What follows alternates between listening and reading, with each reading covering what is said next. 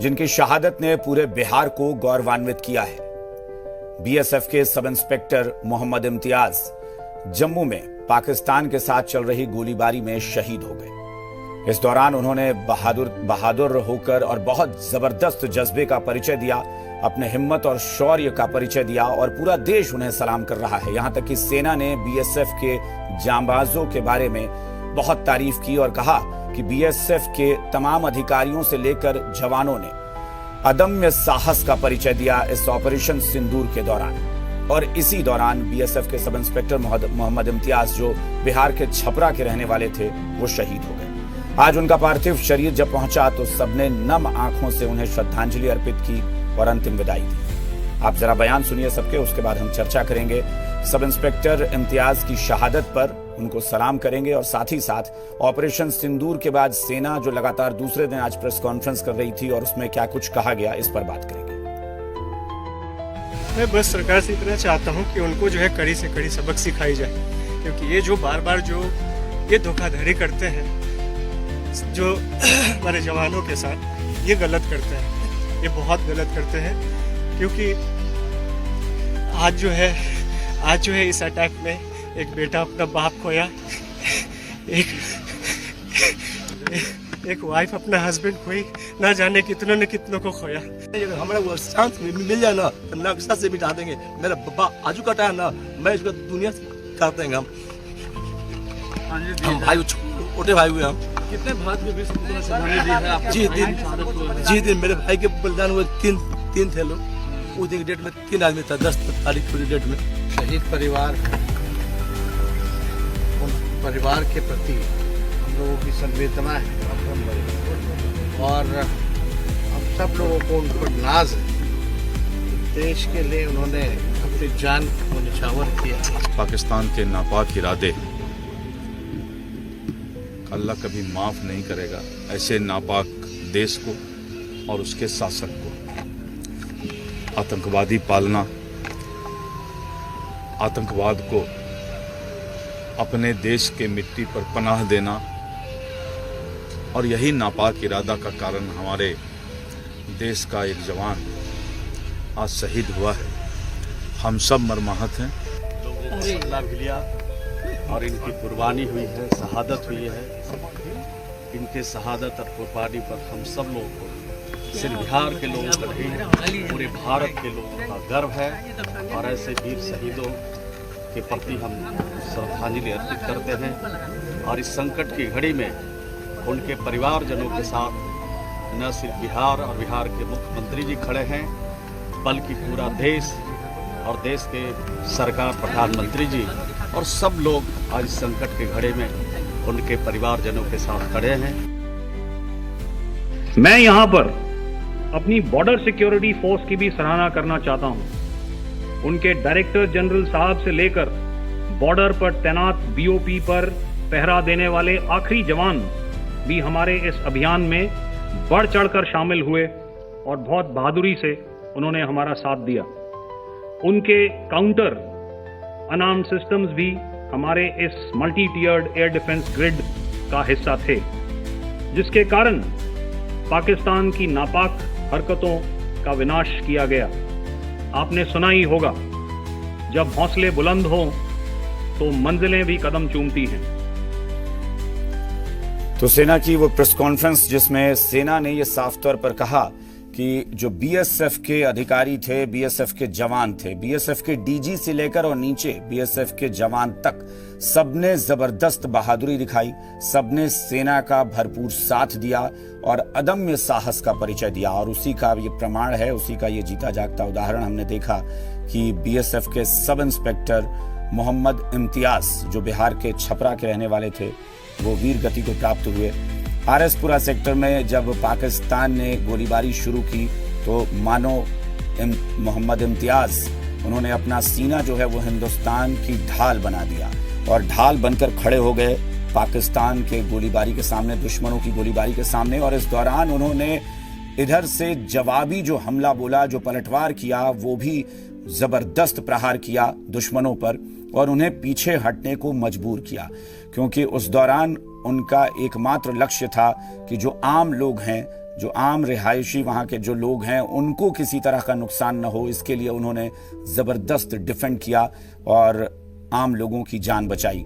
खुद वीर गति को प्राप्त हुए, लेकिन उससे पहले दुश्मनों के दांत खट्टे कर दिए उन्होंने। और यही वजह है कि आज पूरा देश अपने इस लाल को उसकी शहादत पर नमन कर रहा है, उन्हें याद कर रहा है।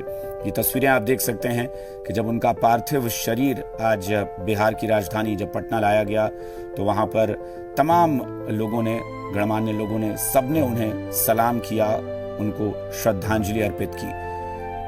बिहार सरकार के तमाम मंत्री, बीजेपी के प्रदेश अध्यक्ष, विधानसभा में नेता प्रतिपक्ष तेजस्वी यादव या बीजेपी के अध्यक्ष दिलीप जायसवाल, बिहार सरकार के मंत्री श्रवण कुमार, सबने पुष्प चक्र अर्पित करके उन्हें श्रद्धांजलि दी और उनकी शहादत को नमन किया। सबने ऐसे बहादुर पर गर्व किया और कहा कि वाकई ऐसे बिहार के लाल पर पूरे प्रदेश को गर्व है, नाज है। ये ऑपरेशन सिंदूर के दौरान की यह घटना, जब आतंकियों को भारत ने निशाने पर लिया, आतंकियों के ठिकानों को नेस्तनाबूद किया, आतंकियों को मारा, उसके बाद हमारे दुश्मन ने, हमारे पड़ोसी मुल्क ने हम पर हमला किया। वहां जबरदस्त बॉर्डर पर क्रॉस बॉर्डर फायरिंग शुरू हो गई, गोलीबारी शुरू हो गई और उसी दौरान गोलीबारी में मोहम्मद इम्तियाज, जो कि बीएसएफ के बॉर्डर सिक्योरिटी फोर्स में सब इंस्पेक्टर के पद पर तैनात थे, उन्होंने अदम्य साहस का परिचय दिया और खुद ढाल बनकर खड़े हो गए।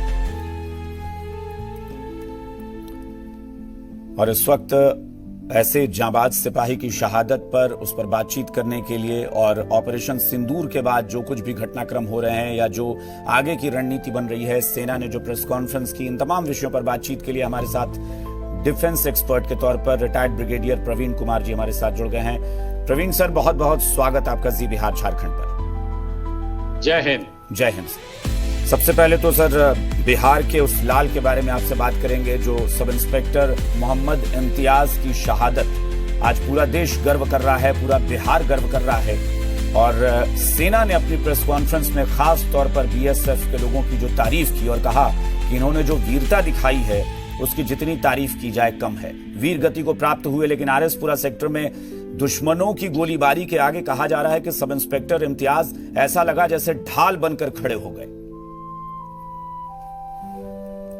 बिल्कुल ठीक बताया आपने। देखिए, भारतीय सेना और भारतीय सेना एवं अर्ध सैनिक बल जो बीएसएफ और दूसरे फोर्सेज हैं, इनमें यही जज्बा है, लास्ट मैन लास्ट राउंड की पॉलिसी में विश्वास रखते हैं हम। हमारी जब ब्रीफिंग होती है तो यही कहते हैं कि शरीर के लास्ट बूंद जो है हमारे खून का, तब तक हम ये लड़ते रहेंगे और हमारे पास हमारे हथियारों में गोली रहेगी तो आखिरी गोली तक लड़ते रहेंगे। हमारा जो शहीद इम्तियाज जी हुए बीएसएफ के, उन्होंने उसी पॉलिसी को फॉलो किया है और हमारी भारतीय सेना का एक एक सैनिक इसी जज्बे के साथ लड़ाई लड़ता है और जिसका परिणाम आपने देखा। ऑपरेशन सिंदूर सफलतापूर्वक हमने दुश्मन के दांत खट्टे कर दिए। हम फुल स्केल वॉर नहीं चाहते थे क्योंकि हमारे ऊपर आतंकवादी हमले किए गए थे। हम उस आतंकवाद की जड़ को खत्म करना चाह रहे थे, वो हमने किया। हमने उसके कैंप को, उसके इंफ्रास्ट्रक्चर को, उसके टॉप लीडरशिप को बर्बाद कर दिया। उसके लीडर्स इतने टॉप थे और इतनी अहमियत रखते थे पाकिस्तान के लिए कि पाकिस्तान ने उसका राजकीय सम्मान के साथ उनको विदाई किया। तो ये था भारत का जज्बा और साथ में हमारी मिलिट्री माइट है। हम दुनिया के चौथे बड़े सैन्य शक्ति के तौर पे हैं, लेकिन हमने गैर जिम्मेदाराना व्यवहार करके किसी और अन्य टारगेट को, नागरिक ठिकानों को, रिहायशी इलाकों को, या शुरू में जब हम सिर्फ आतंकवादी कैंपों को और उनके इंफ्रास्ट्रक्चर को बर्बाद कर रहे थे तो हमने मिलिट्री इंस्टॉलेशन को भी नहीं छुआ था, टच नहीं किया था। हमारा संदेश बिल्कुल क्लियर था, हम सिर्फ और सिर्फ आतंकवादी गतिविधियों के लिए उनके लॉन्च पैड को बर्बाद किए थे। बिल्कुल। लेकिन जब रिटेलिएटरी एक्टिविटीज के तौर पे जब पाकिस्तान आर्मी ने हमारे ऊपर अपनी सैन्य शक्ति का प्रयोग किया, ड्रोन, एयरक्राफ्ट, मिसाइल्स, इनसे हमारे नागरिक और रिहायशी इलाकों में जब तय किया, तो उसका भी बहुत ही जिम्मेवारी से बिफिटिंग रिप्लाई हमारे तीनों की सेनाओं ने दिया। तो इस तरह से भारत का मैसेज क्लियर था, बिल्कुल। No tolerance to the terrorist activities. ये 26/11 के बाद that was the last one. आप खुद सेना में रहे हैं और please कहते हैं, पता नहीं ऐसा क्या है हिंदुस्तान में कि कहा जाता है कि दुनिया में जो सेना की या फिर बीएसएफ हो या फिर जो भी पैरामिलिट्री फोर्सेस हो, जो भी हो, हमारे यहाँ ये देशभक्ति का जज्बा आता कहां से है? क्योंकि ये शायद आप ज्यादा बेहतर डिफाइन कर पाएंगे कि कुछ तो ऐसा खास है कि ये किताबों में नहीं पढ़ाया जा सकता। कहते हैं कि हर देश का सिपाही अपने देश के लिए लड़ता है, लेकिन वो जो एक जज्बा विशेष होता है, वो कहते हैं कि हिंदुस्तान में कुछ अलग ही जज्बा होता है कि फिर वो सैनिक जो होता है वो सोचता है कि अब मर जाएंगे लेकिन फिर मारकर ही मरेंगे, चाहे जो हो जाए, पीछे नहीं हटना। बिल्कुल ऐसा ही है हमारे यहाँ। जो